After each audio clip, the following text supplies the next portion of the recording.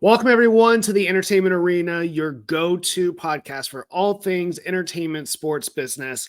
I'm Thomas Schultz. It's great to finally be back with you after a few years, not on the Sports Hangover. I've been trying to get back on. I was on a few weeks ago with Mike. Speaking of which, I've got Mike on the show today. Mike, welcome back to the Entertainment Arena. Yes, I'm excited to be here. This is your first show. We did miss out on some fun gambling last week I honestly didn't even know the Emmys were on last week, and like the Critics' Choice, didn't know those. It's just like randomly you're watching football and then you're seeing like Instagram posts of like the red carpet. So yeah, I'm excited to be here. A lot of stuff has happened.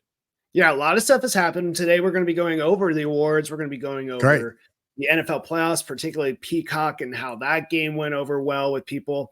And then going into some news that actually broke today with Amazon and sports news. So we're going to get right into it right now on the Entertainment Arena. So starting off with, if I can get this going, with the Critics' Choice Awards. So the Critics' Choice Awards were this weekend along with the Emmys. And I'm sure, Mike, you and I have seen a lot of movies together. We saw Oppenheimer in a big group this past year. And Oppenheimer really has been taking away. In fact, at the Critics' Choice Awards, these were the big winners. Christopher Nolan representing Oppenheimer. Barbie, which I love Barbie. It was a fun movie. I'm pretty sure that you loved it as well. We were talking about it a few weeks ago. And then Emma Stone and Paul Giamatti were the big winners. And that is not shocking because at the Golden Globes, they won as well. This is sort of the repeat of the Globes. So that's leading into the Academy Awards. When I was on with you on the Sports Hangover a couple weeks ago. Can I ask a question for prestige-wise? Yeah. What's the difference? So like, listen, Aaron was watching, my wife was watching whatever, the Critics' Choice Award. And she's like, this feels like a D-class production. Like she even called it out. She's like, what is going on here? It was kind of weird to watch. And then obviously the Emmys were the other night. Obviously a lot more production. But what's with the Critics' Choice? And then what's with the Golden Globes? Like, are those prestigious or are those just like, we need a money grab, we need awards to give out, and we do TV so we can make money for this? Historically, they've been prestigious. A few years ago, though, the Hollywood Foreign Press, who puts on the Golden Globes, got smacked with a lot of bad press. The Brendan Fraser news of him being sexually assaulted, no one believing him. The Globes also turned into a little bit of a joke with a lot of humor in it. The Critics' Choice actually is more, in my mind, prestigious than the Golden Globes. And that's because the awards are actually coming straight from the critics themselves, the ones who review all the movies, all the shows. It's just like the Globes. They give out both film and TV awards in that show. So like, we'll get into the TV a little bit as well, because for the first time in a long ass time, the Emmys and the Golden Globes and the Critics' Choice Awards were all around the same time. Normally the Emmys are in the fall. Yeah. Normally the Emmys are in the fall. They're in September, but because of the strikes, there was nothing to award. I was going to say like, damn, this was a lot of awards, and they were just like all partying for like 2 weeks straight. It seems like. Oh, there's going to be nothing but parties. You're in award season now. So like I said, with this past weekend, it was the Critics' Choice Awards. That was the big one. The Emmys were Monday night. So really the big winners coming out of the Critics' Choice Awards were Oppenheimer and Barbie. Those were taking a lot of the main categories that you'll see nominated in the Oscars, like Best Picture went to Oppenheimer, Director went to Christopher Nolan for Oppenheimer, Supporting Actor, RDJ, Editing, cinematography, and Barbie got original screenplay, comedy, song, set design, and hair and makeup.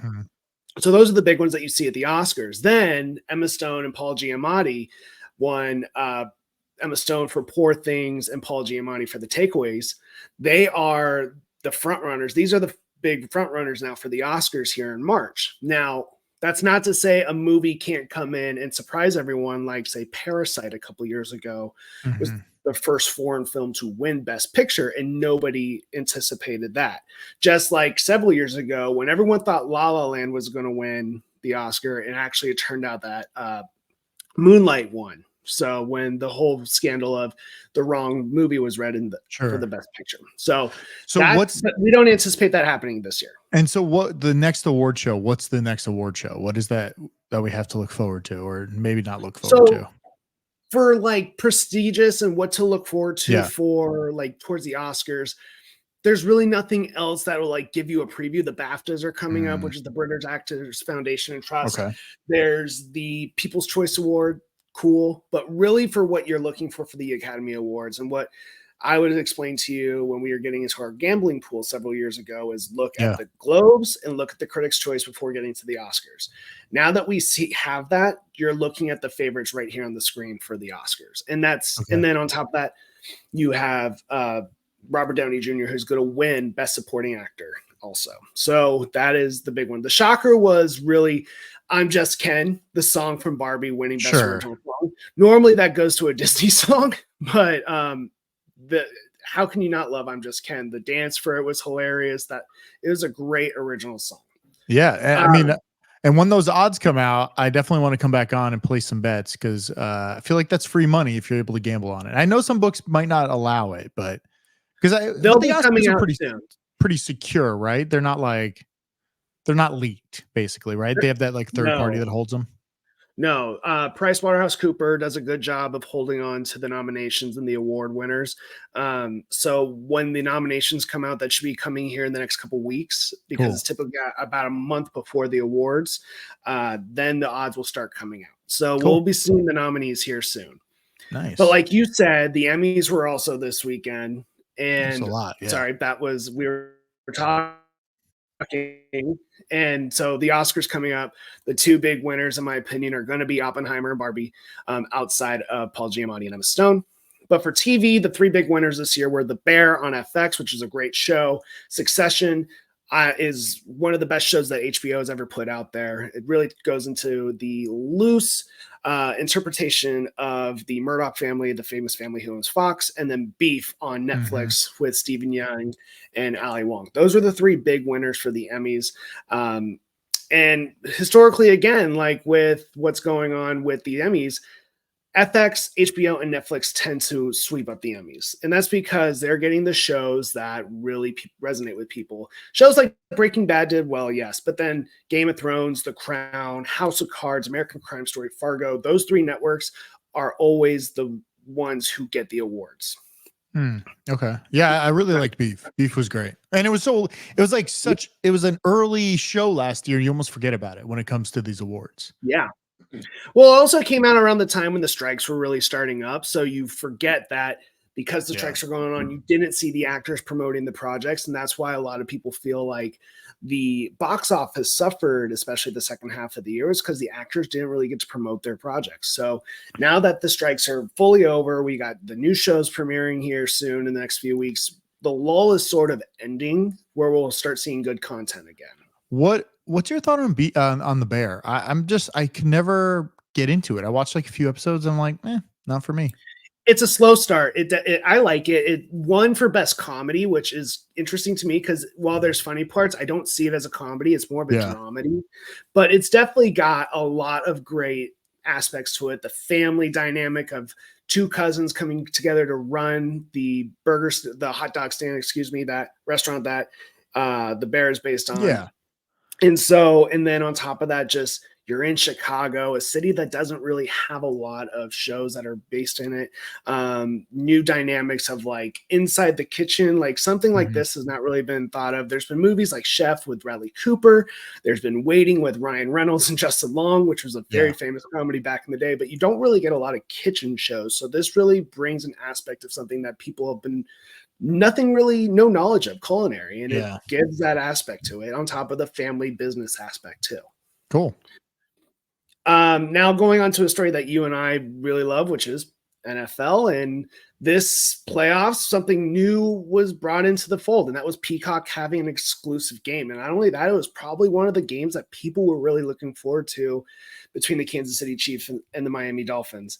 You and Jeremy talked about it earlier this week. And Jeremy, as we all know, he is a Dolphins fan. And so this sort of was a sour subject to talk about, I'm sure.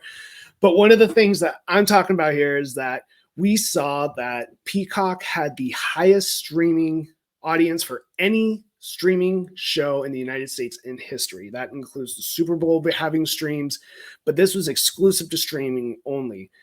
Peacock had 23 million viewers on this stream and a highest. I thought it was 20. I thought they hit 28 at one point. or It 20? just came out. That might have been their expectations. They got to 23, but still, that is extremely high. Again, that's the highest viewership total in the United States for any streaming event. But that also doesn't take into consideration that the NFL this is higher than their average telecast viewership. So this year for 2023, the average telecast had viewership of 17.9 million viewers. This stream of the game had more than that. That's great. It didn't eclipse, though, the highest game this year, which was the Thanksgiving game between the Cowboys and the Commanders. That was 41.7 million. And then looking at this, streaming obviously is here to stay. So like Amazon, for example, this is a win for Peacock because this audience also had more than the average audience that Amazon got, which was around 15 million a game. But at the same time, that's a win for NBC because Amazon's audience grew by 24% this year. So what I think this is going to lead to is more NFL streaming exclusively for next year. I think we're going to see the wild card game get another streaming game on Peacock, as well as possibly a divisional round. But I don't see necessarily like the AFC or NFC championship games going to streaming anytime soon. Now, once we start seeing sports numbers and viewership numbers going streaming exclusively, then we can see that. But then also Peacock saw something big this week too that could have helped, which was they saw their biggest premiere for an original program in Ted. Ted also I didn't know that. Okay, people were watching Ted. Interesting. Yeah. I guess they signed up, so they might as well give it a shot, right? Exactly. So they dropped all 7 episodes of Ted last Thursday, and it was their most viewed original program. And a lot of people are speculating that it got help from the NFL signups. Well, sure. But they're not going to release the viewership numbers. So I watched a little bit of it. It is funny. It has the humor of the first movie and second movies, but I haven't gotten fully through it yet. I do like that the NFL is experimenting with all these things. I mean, all the leagues are, they're not struggling, but the RSNs and the local broadcast and the rights to all these games and NBA and all that stuff. I do think with the NFL, it is kind of fun. Like, hey, maybe Apple gets it next year, maybe Amazon gets it next year. But I guess Amazon already has Thursday night, but they got to make money, right? So they're just putting it behind all these paywalls. And if you want to watch it, watch it. Now, the only reason I really think NFL works really well with all this is because people have so many vested interest other than just their team. Like, I am not a Kansas City fan or a Miami Dolphins fan, but guess what? I am a gambler. Maybe not a good one, but I gamble, I play fantasy, I do all these things, and it's crazy the ecosystem of sports, right? And just talking about the game, it's almost like you can watch any NFL game just to watch it because you want to be like, oh yeah, like I know what's going on. Oh, this is my fantasy player, or I just want to know I'm gonna play. My team's gonna play in the Super Bowl. I don't feel like it's like that with the NBA as much. I mean, they do have fantasy, but it's harder because it's like they have so many games and NHL has so many games. But yeah, I mean, it's fun. We'll see if they continue doing all this. I don't know if they want to put too much behind a paywall, but almost everything is behind a paywall, right? If you want to watch all the games, you got to get Red Zone or you got to get the NFL package and spend $400, a season for it. So we'll see. Well, it's funny you bring that up, the paywall for the NFL and Amazon too, because Amazon, I'll get into a little bit, but the NFL this week, I shared with you that they're getting into a lawsuit for over Sunday Ticket. And that's because the U.S. district courts are actually saying that the NFL holds a monopoly over the local rights for all the NFL teams, and they just license out their games to Fox and CBS.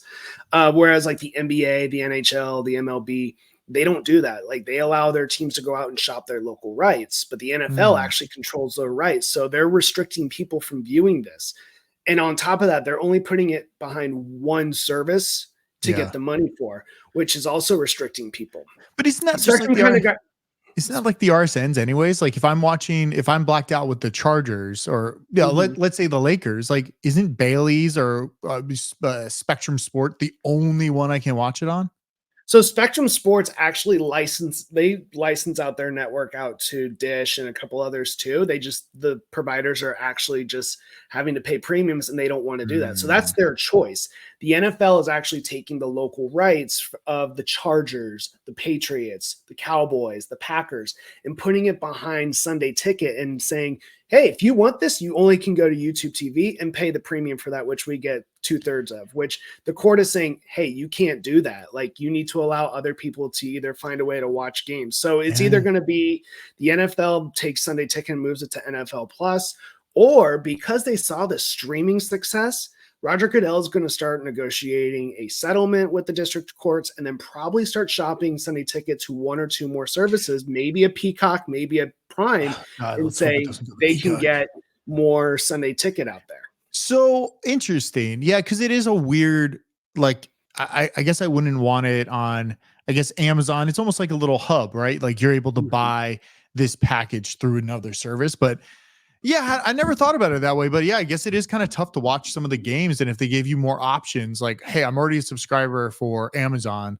let me just keep it all on Amazon. I can't buy it in there. It's only through YouTube. But then I feel like YouTube wouldn't have paid so much money for the stream, right? It's like, we want this exclusively to us, so everybody has to tune in through us. But who knows? We'll see what happens. I'm sure the NFL's got enough money to keep it on the low, and I don't think anybody uses NFL Plus. Do you use NFL Plus at all?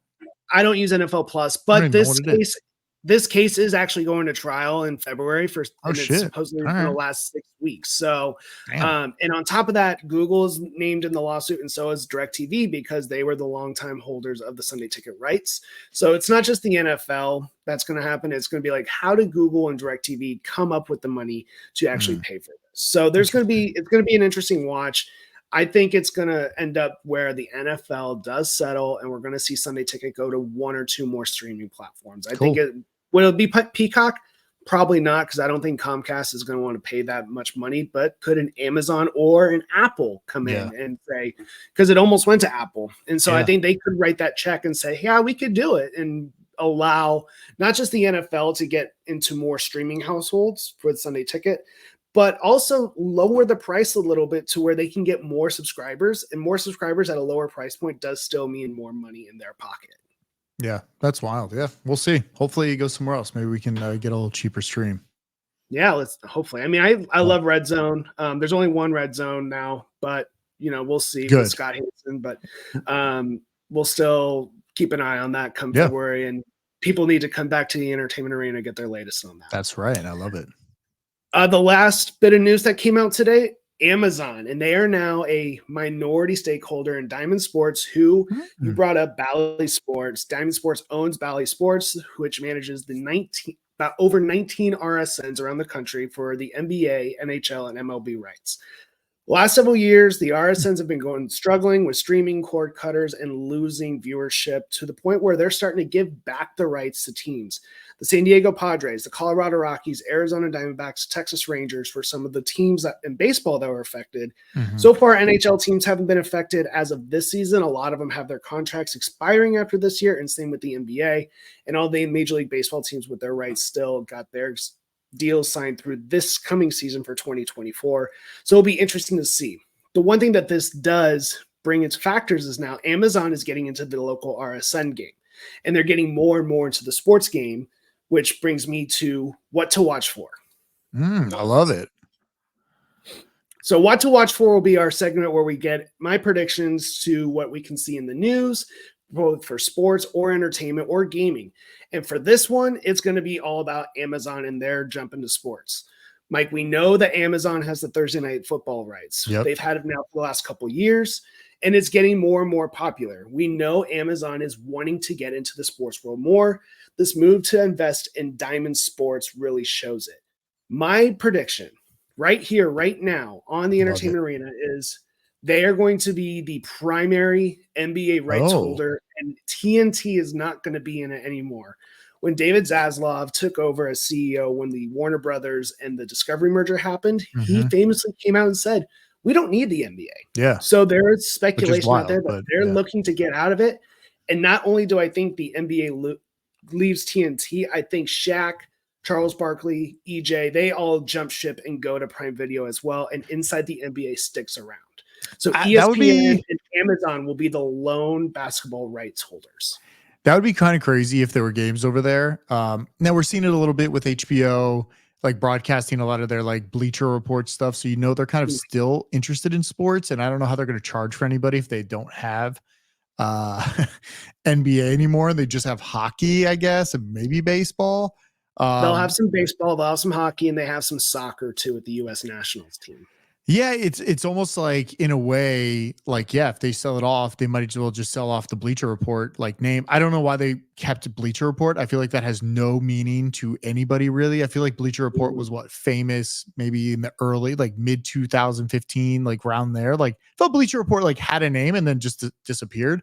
But yeah, that'd be wild if NBA had some games just on Prime. I just don't know if NBA would want to do it because it would be such a restriction for a lot of people to watch it. And I feel like right now, I know somebody that like not only pays for the NBA League Pass, they pay for the Lakers, whatever it is, Spectrum, and they pay for the Clippers Vision.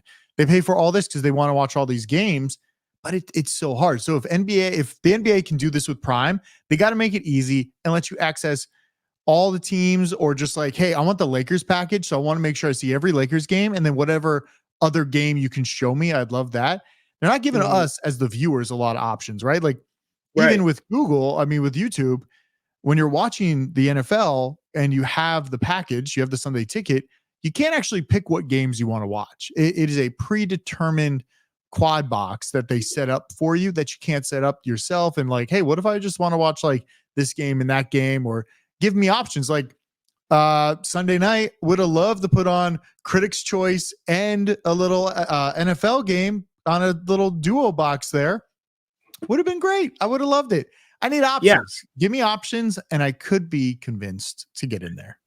I agree. And I think with Amazon and the NBA, if this happens, which again, I think it will, I think not only will they have like a national game of the week game, whatever, they'll also have the rights from ESPN. Normally ESPN and Disney in their negotiations with the rights holders, they're trying to get all the games on ESPN Plus.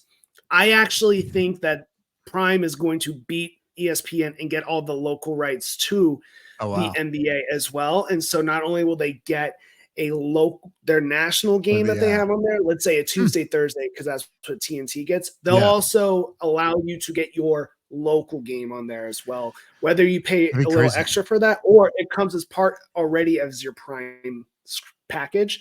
I think it's going to happen, especially that's one reason why they got into the RSN game, so they can get all those rights already. And then to get like the Toronto Raptors, who they can't get that through the RSN deal, they'll get that through the NBA deal. That's crazy. Yeah. Well, I'm excited to see. I like that. So tell me this real quick before we go. When is the next award show that I need to watch if I need the game on Oscars? Like, what's just the next one? Give me the next one. I've watched every single one so far. The People's Choice Awards are coming up. That's always a fun one. But if you really want to get into the award watch, it really is the Oscars, honestly. So and that's in March. That's in March. It's the first weekend of March. So get ready. The nominations are coming out soon, and it's going to be a bomb. It's going to be another Barbenheimer. Like, all right. So I love it. They're going to be taking over there. So cool. Well, Mike, thank you for joining me today. Of course. Everyone here, if you aren't already subscribed to the Sports Hangover, I'm sure you are. That's why you're listening. But check out the sportshangover.com. Mike is always putting up great swag. Follow us at TSH the Sports Hangover. I believe it's at the Sports Hangover, right? Yeah. I mean, honestly, right now, I'm really focused on YouTube, and I'd love all our content on YouTube. We're doing videos. If you're not watching this on YouTube, you're missing out on this beautiful slideshow of entertainment that we have to the right of us. But on YouTube, just go to youtube.com/sports hangover, subscribe, like, comment your thoughts. We share them on here. I mean, I'm sure you'll share it too when you get a lot of hate comments. I'm not going to lie. There are lots of hate, but it's a lot of fun. I love putting it on YouTube. So yeah, check out the Sports Hangover. And of course, Entertainment Arena. You'll be doing shows weekly, and I think it's a great mix of sports and entertainment. So good job. Good job, Thomas. Thank you. Yep. Thank you, coming from Mike, and we'll see you all in the arena next week. See you.